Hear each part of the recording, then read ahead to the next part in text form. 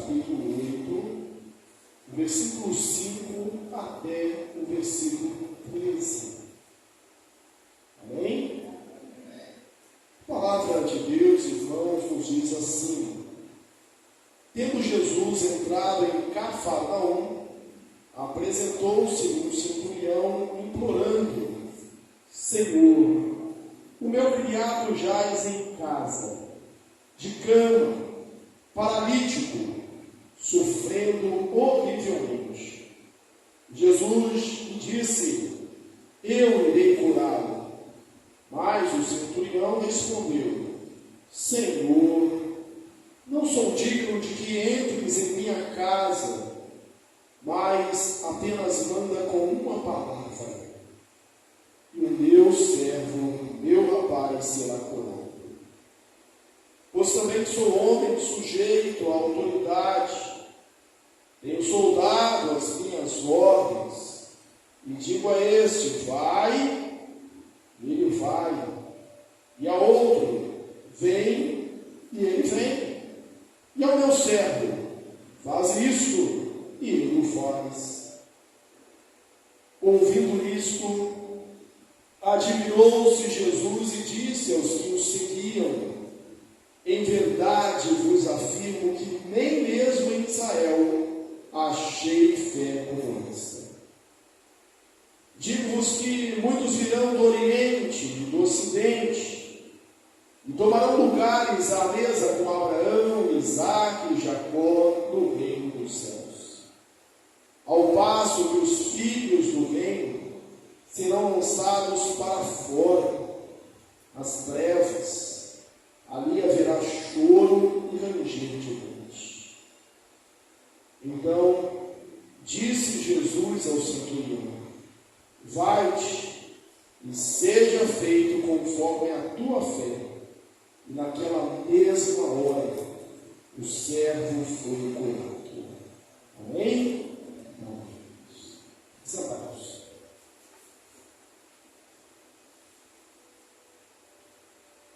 Do capítulo 5 ao capítulo 7, nós temos o Sermão do Monte, o famoso Sermão da Montanha, as bem-aventuranças, a ética do reino.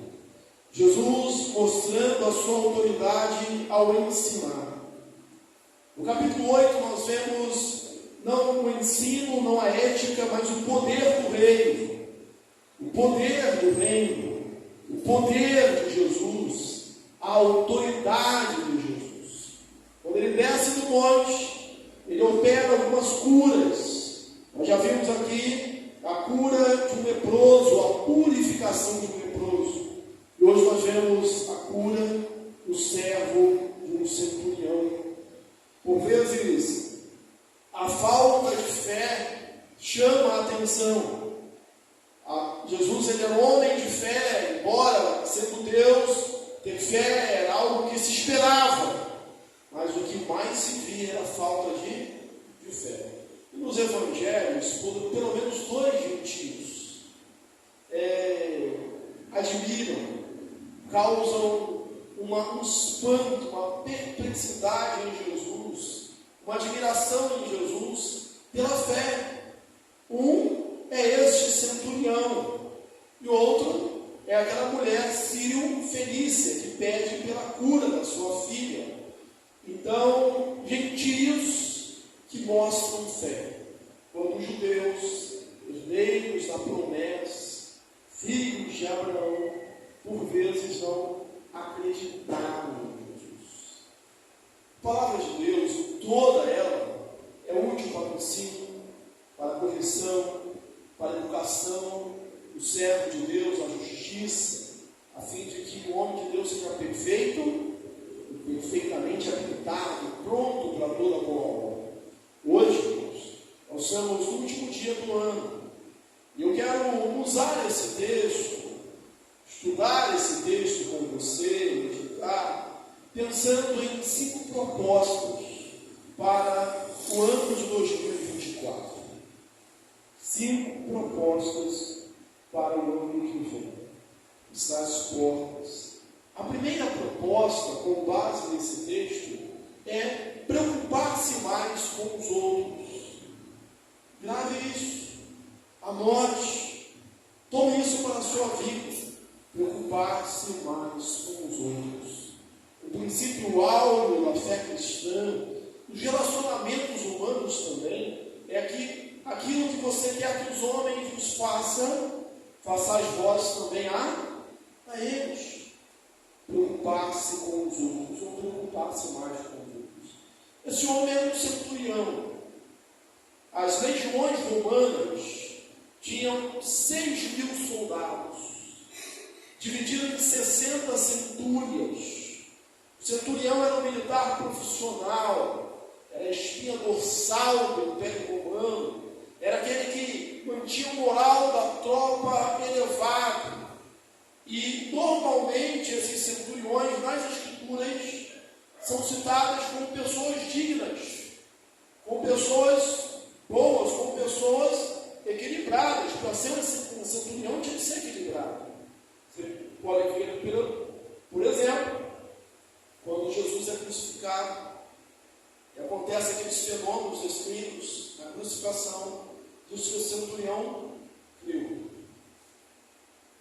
O outro centurião que a gente vê é aquele que resgata Paulo, impede que Paulo seja apedrejado, lá os juízes.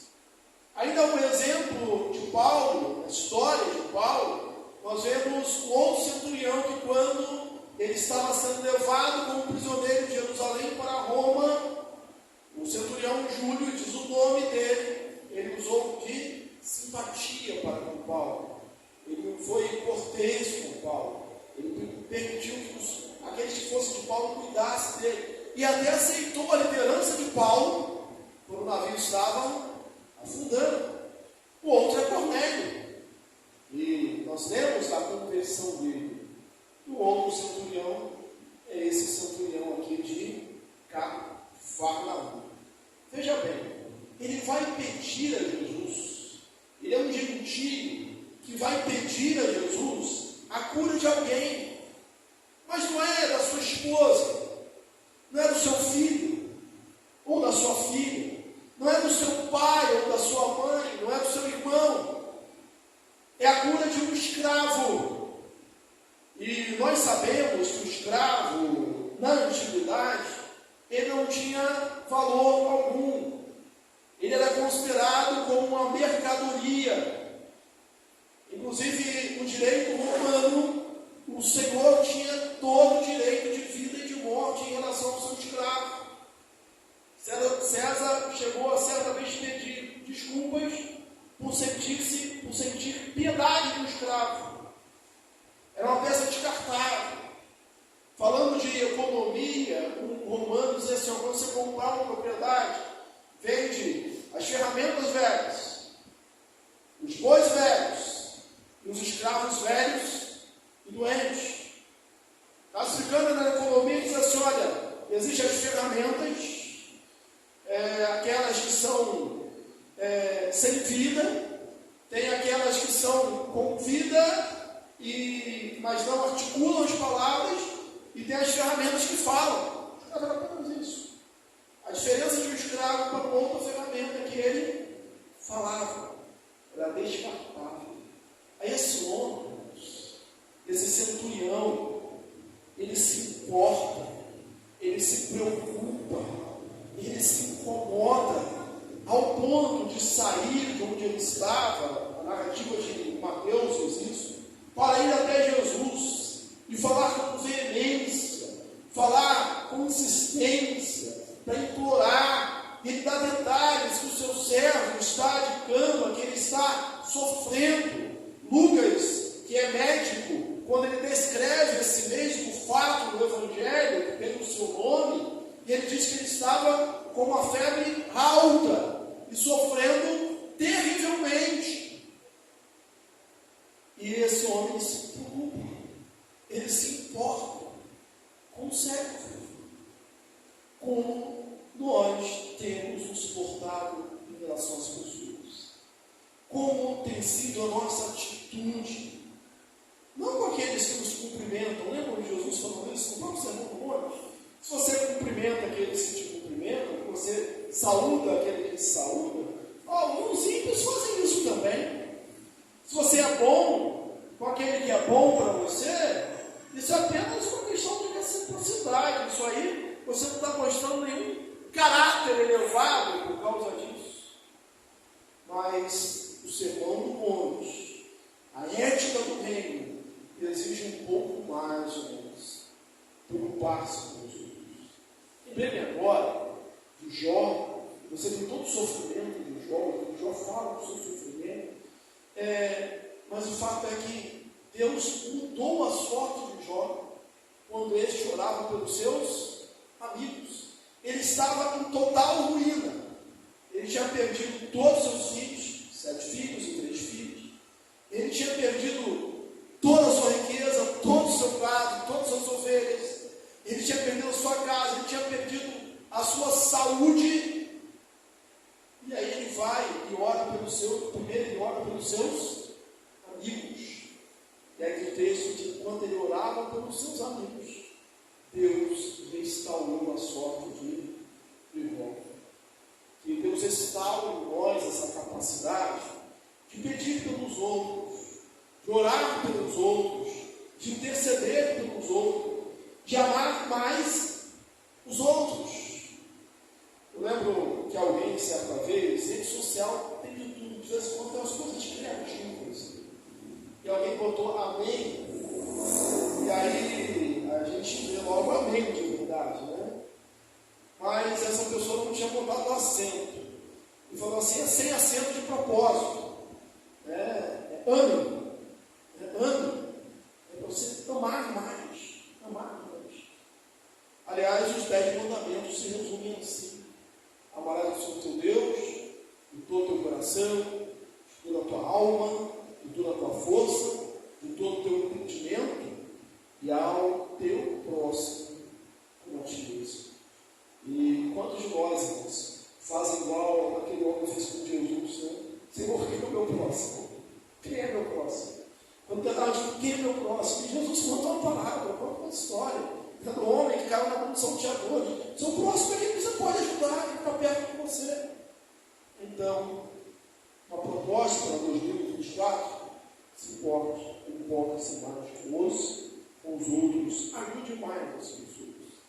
Os maiores beneficiados disso seremos nós também.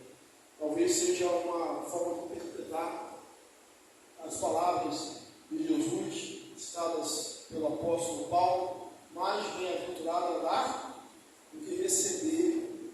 Porque quando a gente está ajudando, quando a gente está dando, é sinal que a gente está podendo fazer isso. Isso realmente é uma bênção. A segunda proposta é a humildade. Esse homem é humilde. Ele tinha tudo para sentir-se digno. Tudo para sentir-se digno. Primeiro, ele era um centurião romano. Ele era um oficial do exército da maior potência do mundo, dos dominadores. Ele tinha 100 soldados à sua inteira disposição. Esse homem certamente era destro com a espada. Esse homem era forte, esse homem era valente, esse homem era preparado. Então eu podia dizer que era digno.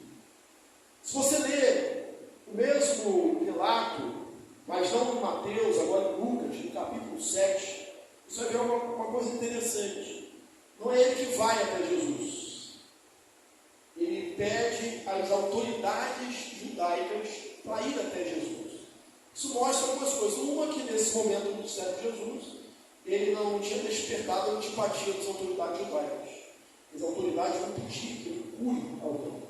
Segundo, mostra o relacionamento desse centurião com os judeus. Eu quero te mostrar, quero te lembrar, que para os judeus, mesmo eles são dominados por um gentil, qualquer gentil que fosse, não passava de um cão. Eles não gostavam de nenhum tipo de gentil. Mas aí eles vão até Jesus pedir pelo servo do centurião, amando do centurião. O que eles falam para Jesus na Lucas 7? Olha, atende, porque esse homem é digno. E ele mesmo construiu a sinagoga do nosso povo aqui em Cafarnaum. Aquele homem tinha construído a igreja de Cafarnaum. Cafarnaum, a sinagoga de Cafarnaum tinha sido ele. E aí os anciãos judeus pedem para que ele cure, porque aquele homem que estava pedindo era digno. Aí quando Jesus vai, quando Jesus está se aproximando perto, aí diz o texto que vem algum dos seus amigos, ele via alguns amigos. E aí só me chama a atenção, né? Se a gente vive no meio militar, é muito fácil você chegar e mandar um soldado fazer. Aí da primeira vez não mandou soldado, mandou anciãos. E da segunda vez, ele também não manda um soldado encontrar com Jesus, ele manda os seus amigos. Esse homem é um homem bem relacionado, é um homem bom de conviver com ele. Esse homem é um homem amável, com certeza, para os seus amigos fazerem isso por ele. E aí, a mensagem que os seus amigos levam é essa: Senhor, não venha à minha casa, porque eu não sou digno. Todo mundo diz que ele é digno. Todo mundo diz que ele merece. Todo mundo diz que ele pode. E todas as evidências externas, exteriores, e realmente aos olhos do mundo, esse homem era um homem revestido de toda a dignidade, seja profissional, seja em relacionamentos, seja em matéria de religião, de contribuição para a obra. Esse homem era digno. E aí, de volta para o Evangelho de Mateus, ele fala a Jesus: eu irei curá-lo. Pelo menos dois comentaristas, o William Barker e Cassie, dizem que eles põem uma pergunta aqui na boca de Jesus: eu irei curá-lo? Em vez de uma afirmação, porque diz que depois o homem respondeu. Mas isso não vem ao caso. Por que Jesus teria feito essa pergunta? Na concepção desses comentaristas. E o que o centurião também pensava? Nenhum judeu entrava na casa do justo. O judeu não entrava na casa do justo, porque ele se sentia impuro ao entrar na casa do justo. Só que Jesus jamais pensaria desse jeito. Jesus jamais consideraria isso, mesmo porque no milagre anterior, o que ele fez? Ele purificou um leproso. Mas o que ele fez ao purificar o leproso? Ou antes de purificar o leproso, diz que ele tocou no leproso e o purificou. Jesus, ele em outra cena, ele toca no esquife, naquilo que conduz, é um morto. E tocar em morto para os judeus era também sinal de estar impuro, de ficar inacessível ao tempo. Mas nada pode tornar Jesus impuro. O texto diz: eu irei curá-lo. Jesus diz: eu irei curá-lo. E entendendo isso, entendendo toda essa dificuldade, esse distanciamento entre judeus e gentios, o homem diz: Senhor, eu não sou digno que entre em minha casa. Não sou digno. Ele se põe nessa situação. E eu entendo. Não é que esse homem não fosse digno aos olhos humanos. Tem pessoas que confundem humildade com não cuidar da aparência. Andar com o sapato sem encaixar, o tênis sujo, a barba por fazer, o cabelo grande, sem escovar os dentes, ou sem fazer uma maquiagem para as mulheres. Maquiagem para as mulheres, sabe? Exagerar também, né? Não, isso não é humildade. Isso não é humildade. Isso é uma dívida. A pessoa trabalha, a pessoa pode até ter status. Mas lembra do Salmo que nós estamos 19? Hoje, pelo menos, Salmo 19, diz assim: também da soberba guarda o teu servo, que ela não me domine. Então serei irrepreensível e ficarei de grande justiça. Você pode também lembrar da oração de Davi, o rei de Israel, quando ele peca.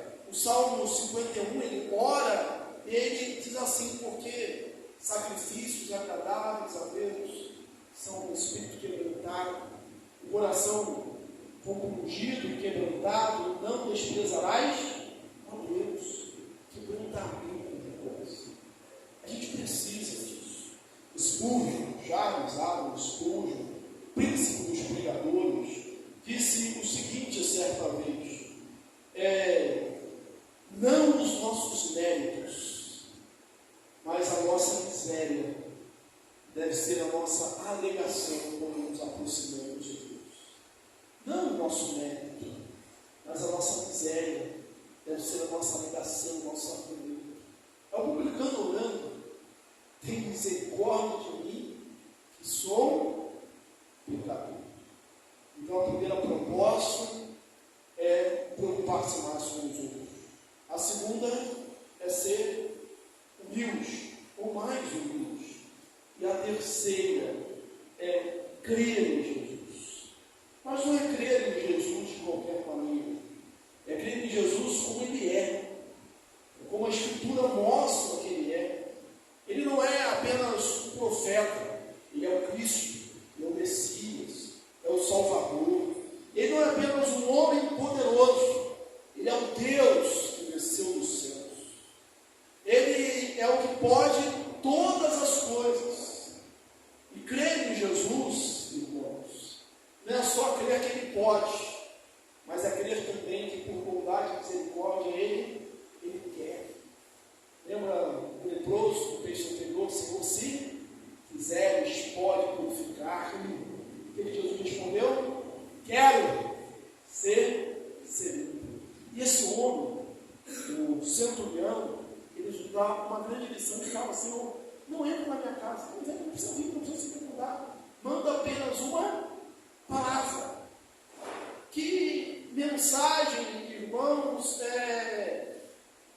paradoxal, que exclui o argumento daqueles que hoje, e como antigamente tinham também, que é cheio de rituais, para que alguma coisa seja feita. Lembra de Naamã, quando ele chega e o profeta Eliseu vai lá, mergulha 7 vezes no rio? O que Naamã disse? Eu pensei que o profeta vinha e colocaria a mão sobre mim, e invocaria o seu Deus, e faria algum ritual, e ele manda só fazer isso. É algo muito fácil. E no servo dele diz assim: ô Senhor, se o profeta tivesse te pedido alguma coisa difícil, você não faria? Quanto mais que ele te pediu, apenas vai, mergulha 7 vezes, vai lá. E ele aquece, detende, fica puro, purificado. Aquele homem, aquele centurião, diz assim: olha, eu sou homem sujeito à autoridade. 2 sentidos, né? Eu sou sujeito à autoridade, eu sou sob autoridade, eu também sou investido de autoridade. Quando o meu superior, o tribunos, ele manda eu fazer alguma coisa, eu executo a ordem. E quando eu mando uma ordem, quando eu falo alguma coisa para aqueles que são meus subordinados, eles obedecem. E ele detalha que se eu digo a um vai, ele vai, e digo a um vem, ele vem, e falo ao outro faz isso, e ele faz isso, e eu sou apenas um centurião. Mas o Senhor é Deus. O Senhor é Deus Todo-Poderoso. O Senhor tem toda a autoridade, todo o poder dos céus e da terra. Então, apenas manda uma palavra. Não precisa uma gritaria, uma ladainha inteira, um rito inteiro. Manda uma palavra. O meu servo ficará são, ficará curado. Nós cantamos isso muitas vezes. Basta uma palavra do meu Deus. Mas a questão é: será que de fato cremos? Aqui não creu.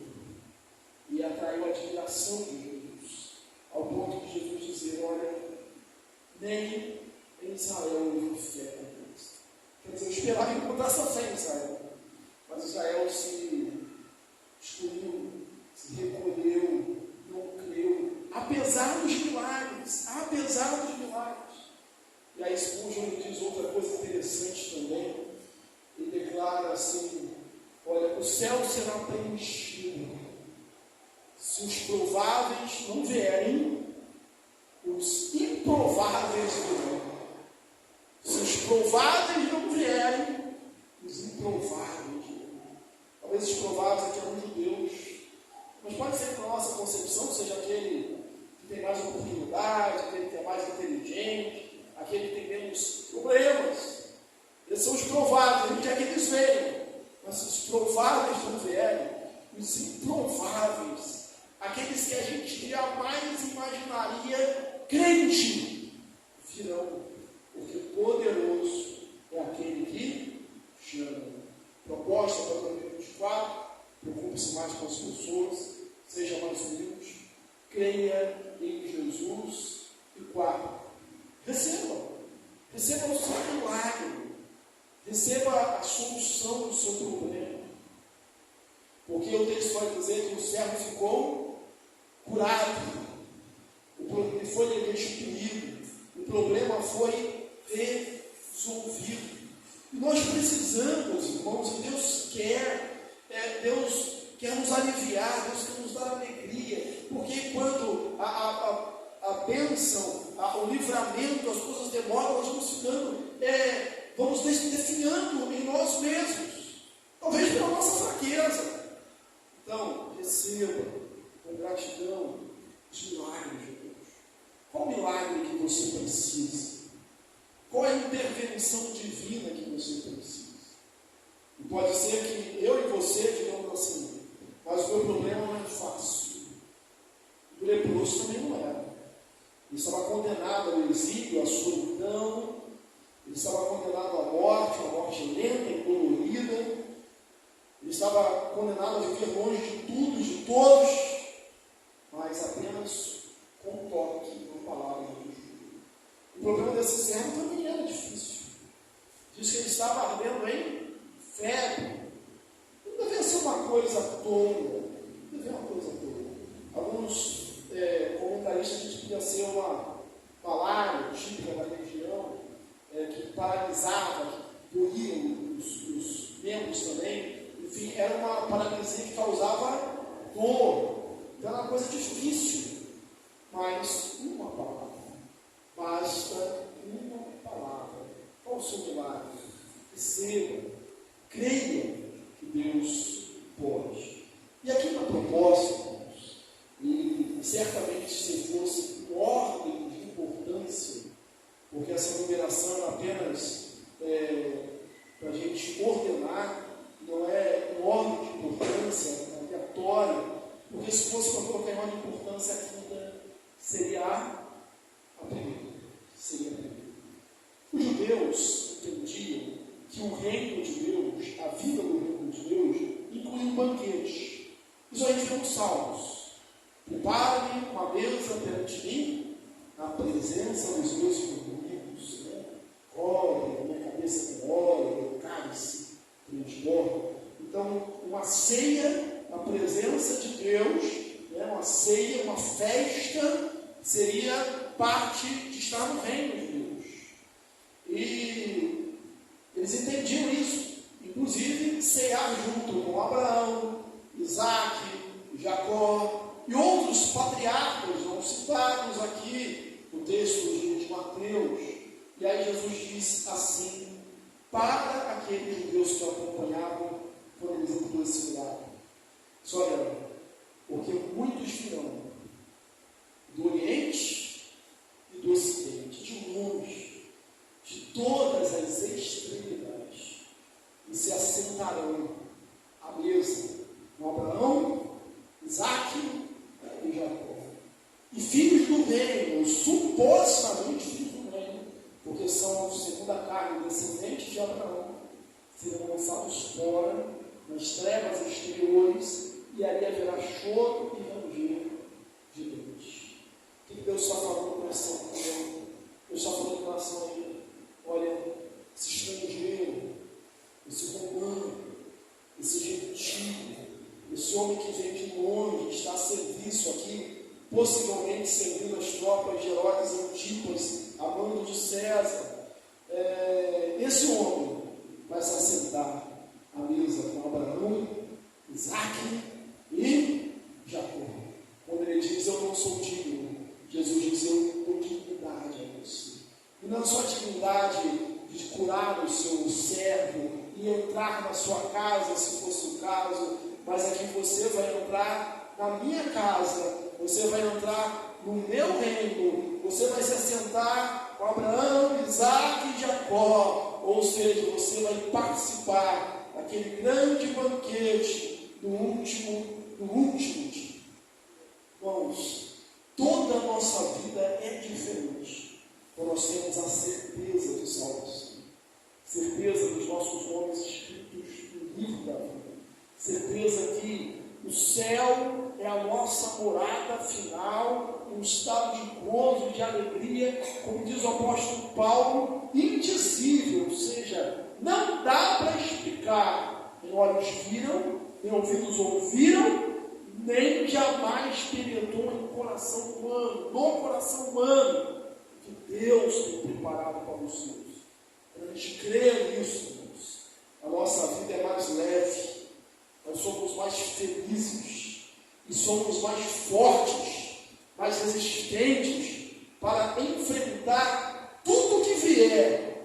Não sei o que vai acontecer em 2024, não sei. A gente tem algumas expectativas, eu não sei o que vai acontecer, você não sabe também. Mas quem é que pode clamar, exultar como Paulo assim? Mas eu sei, porque eu tenho Cristo. E estou bem certo que Ele é poderoso para guardar o meu depósito até aquele dia. Não, as nossas esperanças não são nas coisas volúveis, passageiras, efêmeras desse mundo. Estão em Deus, o Deus que não muda. Eu sei em quem tenho crido. Estou bem certo que Ele é poderoso para guardar o meu depósito até aquele dia. Que Deus te abençoe e você se aproprie dessas propostas para o ano que se inicia, para toda a sua vida. E com a certeza de que seu nome está escrito no céu, você tem lugar, na ceia, com Abraão, Isaac e Jacó, naquele grande dia, desfrutando de todas as bênçãos do reino de Deus. Anime-se para conquistar o que for preciso aqui nessa terra, porque nós somos cidadãos dos céus. Não tem como ser um bom cidadão do céu sem ser um bom cidadão da terra, porque nós temos já um nível de excelência muito